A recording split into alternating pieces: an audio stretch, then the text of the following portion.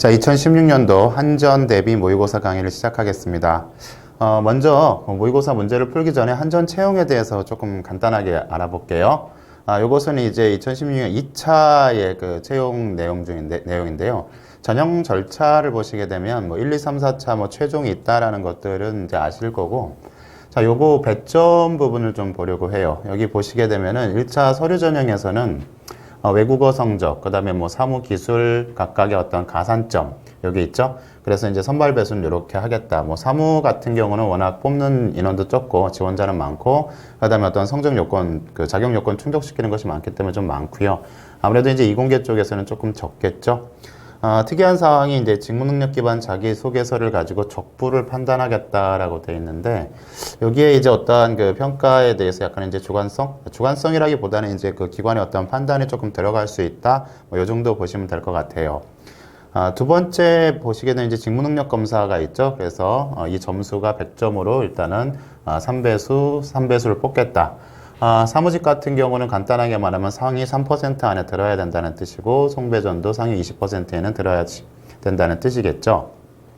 자, 3차에 오게 되면요, 이제 요것 때문에 직무능력 검사 점수가 중요한데, 요게 이 3차의 이 방식이 일반적인 그 공공기관의 어떤 그 평가 방식이거든요. 즉, 앞단계의 점수가 이제 뒷단계로 끌고 넘어 들어오는 건데, 직무 면접 점수가 100점이고요. 2차 직무능력 검사 점수가 50점이에요. 물론 이제 2대1 정도의 배점 비율을 가지고 있지만은 사실은 이제 표준화된 점수가 직무능력 검사 점수잖아요. 그래서 뭐 몇 점이다 몇 점이다라고 이제 표준화된 점수이기 때문에 요 점수는 정해져 있는 거고, 그 다음에 이제 직무 면접 점수에서 어떠한 그 변화가 주어지게 돼요.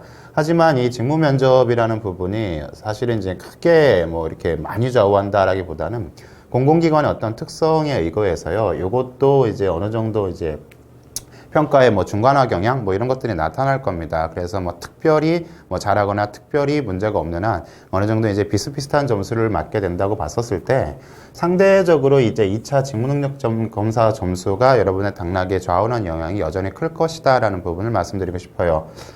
뭐 제가 다른 수업 때도 말씀을 드리겠지만은 이제 공공기관이라 보니까는 어떤 평가에 있어서 이제 그 책자 필리를 좀 안 하려고 하는 성향들이 있거든요. 그러니까 이제 어떤 이제 표준화된 프로세스라든가 아니면 매뉴얼 이런 거에 따라 가지고 그냥 이거냐 저거냐 판단하는 어떠한 이제 평가자의 어떠한 그 적극적인 의도 이런 부분보다는 정해진 틀에 의해서 뭔가 점수를 매기려는 그러한 성향들이 좀 있기 때문에 직무 면접 점수 자체보다도, 자체도 중요하겠지만은 그 따라 올라가는 이 50점이 매우 중요하다.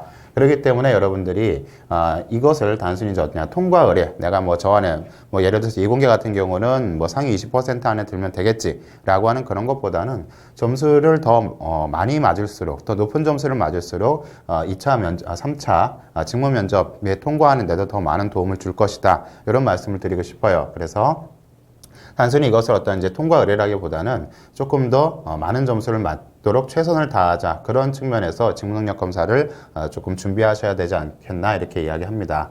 뭐 4차 경영진 면접 점수 1.5 요렇게 돼 있죠. 1.5배수 뭐 1배수 이렇게 돼 있는데 뭐 사실은 뭐 여긴 드러나지 않겠지만요. 사실 뭐 앞단의 점수들이 많이 좌우가 될 겁니다. 그래서 여러분들이 어떠한 그 표준화되고 그 정량화될 수 있는 점수, 이런 부분에서는 그것이 어떤 분야일지라도 남들보다 좋은 점수를 맞도록 좀 준비하시는 것, 그것을 말씀드리고 싶어요. 자, 전체적으로 이제 그 채용의 어떤 특징을 간단히 말씀드렸고요. 자, 어차피 이제 우리가 지금 준비해야 되는 것은 직무적성 검사죠. 그럼 직무적성 검사, 이제 흔히 말하는 NCS 출제 영역이 어떻게 되느냐라고 되어 있는데, 한전의 그 모집 공고에 보면은 이렇게 8가지가 나와 있어요. 의사소통, 조직이해, 수리, 문제 해결, 자원관리, 뭐 정보, 대인관계, 기술 능력, 이렇게 되어 있는데, 자, 특별히 특별히 이것이 이 부분이다라고 이야기하기가 어려운 부분이 사실은 이제 이 2가지예요, 2가지. 과거에, 사실 이제 이게 2015년도에 이렇게 출제하겠다라는 것이 2016년에도 그래도 나오긴 했거든요. 그런데 이제 문제 형태가 조금 바뀌긴 했습니다. 작년에 비해서. 특히 이제 조직이해와 대인관계 능력. 작년에는 상황 판단 비슷한 것들, 뭐 직업윤리죠, 직업윤리. 이런 것들을 가지고 대인관계나 조직이해를 어느 정도 커버했다라고 볼 수 있다면, 올해 출제된 문제에서는 그런 부분이 잘 보이지 않거든요. 그래서 뭐, 요 부분은 사실은, 기존에 이제 보였던 것은 이제 조직이외의 스왓 정도, 뭐 이 정도만 보이고 나머지는 잘 보이지 않아요. 의사소통이나 수리, 문제 해결, 자원관리 이것은 뭐 어떠한 회사를 막론하고 공통적으로 나오는 거라고 그랬고요. 정보 능력에 있어서 어떤 이제 데이터 처리와 관련된 부분 살짝 나오고, 그 다음에 기술 능력에 있어서 도형하고, 그 다음에 컴퓨터 활용 능력, 뭐 이런 정도가 나오고 있습니다. 그래서 사실은 뭐 이 영역에 대한 부분은 사실은 뭐 크게 의미는 없다고 보여지고요. 여러분들이 이 영역보다는 그냥 문제 자체에 조금 더 집중하는 게 좋아 보입니다. 문제 출제 방식이 바뀌었죠. 예전에는 이제 120문제가 나왔는데요. 이제는 80분 동안에 95문항을 풀도록 나옵니다. 오지선다형이죠. 자, 세트형 문제. 올해 상반기부터 이제 에너지 공기업들이 어느 정도 비슷한 형태의 문제 출제 방식을 가진다고 했어요. 그래서 세트형 문제가 구성되는데, 이런 세트형 문제들은 기존의 대기업 직무적성 검사에서 자주 출제됐던 그런 유형, 거기다가 NCS가 추가되는 유형이 세트로 구성되게 됩니다. 예를 들자면 뭐 이런 거죠. 어휘가 2문제, 응용수리 2문제, 언어추리 2문제, 둘둘둘 나오다가 뭐 문자 추리는 3개 정도 나오고, 그 다음에 NCS, 뭐 한 문제라는 게 아니라 여기서 뭐 8개에서 8개 뭐 이렇게 나올 수도 있고요. 뭐 꼭 이런 식이 아니고 이 NCS들이 뭐 중간중간에 이렇게 들어갈 수도 있고, 어쨌거나, 요 출제 영역이죠. 전체 직업기초능력평가의 출제 영역에 해당되는 부분을 하나의 세트로 구성할 것이다. 그래서 이제 95문항 정도 되니까 문제를 어떻게 배열하느냐에 따라 가지고 뭐 많게는 10세트 정도 나올 수도 있고요. 뭐 적게는 뭐 6, 7개 세트가 나올 수도 있을 것 같아요. 하지만 이제 그런 세트형 구성이 계속 된다라는 부분입니다. 자, 이런 세트형 문제를 풀 때 이제 주의할 점이 있는데요. 이게 일반적인 대기업 직무적성업에서는 CJ 유형 요거하고 비슷하긴 해요. 하지만은 이제 이러한 성격의 문제들은요, 한마디로 말하면 이제 차곡차곡 풀어나가는 것이 중요합니다. 즉, 문제가 이렇게 있다라면은 쭉 이렇게 있다라면, 일반적으로는 이제 뒤로 갈수록 난이도는 조금씩 증가되는 것이 원칙이긴 해요. 출제 방식이긴 합니다. 앞에는 쉬운 문제가 나오고 뒤로 갈수록 조금씩 어려워지는 것이 일반적인 원칙인데, 요번에 지난번에 실시된 문제들을 봤었을 때는 뭐 그런 경향이 좀 이렇게 강하게 나타나진 않았어요. 하지만은, 그런 것이 일반적이다. 기억을 하셨으면 좋겠고, 앞에서부터 이렇게 차곡차곡 풀어나가셔야 돼요. 그러니까 예를 들어서 이런 거죠. 나는 응용수리가 굉장히 강해. 근데 언어 추리는 잘 못해. 뭐 이런 식이 있다라고 했었을 때, 응용수리만 막 풀고, 언어 추리 비워두고, 이런 식으로 가는 것은 이제 옳은 풀이가 아니다라는 겁니다. 이것은 어떠한 이제 로직을 통해 가지고, 각 문제별 배점에 대한 어떠한 로직이 들어가 있을 확률이 높거든요. 그렇기 때문에 이것들은 앞에서부터 차곡차곡 풀어 나가야 돼요. 될 수 있으면은, 비워두는 문제가 없이, 풀어 나가는 건데, 물론 여기 여러분 유도리는 있어야 돼요, 유도리. 만약 이런 거죠. 내가 언어 추리 한 문제 풀고자 하는데, 이거 너무 어려워. 나는 모르겠어. 라고 했을 때, 이것을 계속 붙잡고 있으면 안 돼요. 그 다음에 뭐 문자 추리, 너무 어렵다. 이런 거에서 막 돌겠다. 이런 상황에서 한 문제 가지고 5분, 6분씩 붙잡고 있으면 안 된다라는 거죠. 왜냐하면, 자, 80분에 95문항을 풀라는 거죠. 80분에 95문항을 풀라는 것은 일단은 문제 전체적인 난이도가 그렇게 어려운 수준은 아니다라는 부분이고요. 또 하나는 산술적으로 80분 동안에 95문항을 다 풀어내기가 사실 쉽지는 않아요.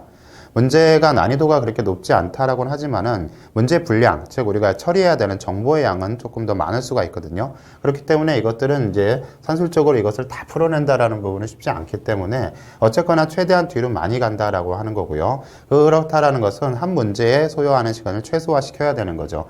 예를 들어서 어휘 2문제 푸는데 이거 뭐 둘이 2분에 푼다 이러면 안 되는 거죠. 저것들은 2개 합쳐서 뭐 20초, 거의 뭐 10초면 2개로 끝나야 되는 그런 분위기긴 하지만 그런 식으로 해서 시간 배분을 해야 돼요. 그럴 때 한두 문제가 막혀가지고 그러한 시간 배분의 시스템이 어그러지면은요, 시험 전체를 망칠 우려가 있습니다. 그렇기 때문에 그런 것들은 여러분들이 좀 유도리 있게 판단을 해서 이것을 풀기에 내가 이 문제를 모르겠다라고 하는 부분은 한 문제 정도, 중간에 뭐 한 문제, 뭐 계속 그러진 않을 거잖아요. 그러니까 한 문제 정도는 이렇게 패스하는 유도리. 결과적으로 우리는 이제 전략적인 풀이를 해야 돼요. 전략적인 풀이. 즉, 80분 동안에 95문제를 푸는데 얼마만큼 차곡차곡 최대한 많이 풀어낼 것이냐. 요 선택을 해야 되는 거지, 한 문제 한 문제에 집중해서는 안 된다라는 부분이죠. 그래서 그러한 형태로 여러분들 연습을 좀 하셨으면 좋겠어요. 자, 뭐 NCS 유형이라는 것은 뭐 거의 이제 특별한 어떠한 형태적 측면은 없죠.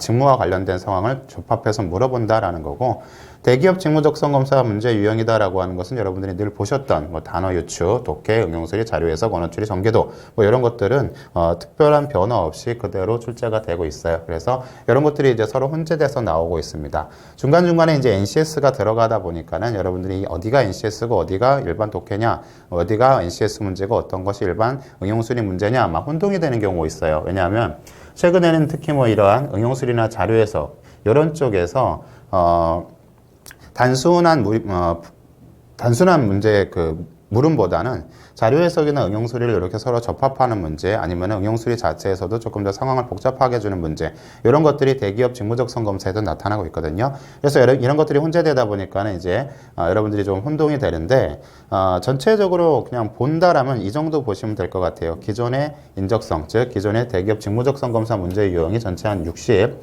그 다음에 우리가 NCS라고 하시는 것이 대략 40 정도의 구성비가 아닌가, 이 정도 보시면 될 것 같아요. 사실은 뭐 크게 의미 있는 것은 아닙니다. 의미 있는 것은 아니지만은 이렇게 된다라는 측면. 자, 이것은요 굳이 의미를 부여하자면 요 6이죠. 6에 해당하는 부분에 있어서 여러분들이 좀 실수를 최소화하고 시간을 많이 확보해야 된다, 이런 뜻입니다. NCS 유형이라는 것은 다른 게 아니고요, 문제풀이의 어떤 시간적인 측면에서 좀 많이 든다, 이 정도로 보시면 될 것 같아요. NCS 자체가 어떠한 난이도적인 측면을 크게 구현하기는 쉽지 않거든요. 그렇게 되면은 또 이러한 형태의 출제를 하기도 어렵죠. 이렇습니다. 그래서 너무 부담 갖지 마시라라는 측면 한 개 하고, 또 하나는 기존의 직무적성 검사 문제에서는 여러분들이 최소한 시간을 절약하는 그러한 준비를 좀 하셔야 되겠다, 그런 측면 간단하게 말씀을 드리겠어요. 자, 각 형태별로, 각 유형별로 어떠한 문제가 출제되는가라는 것들은 뒤에 이제 모의고사 문제들을 가지고 조금씩 살펴보도록 하겠습니다.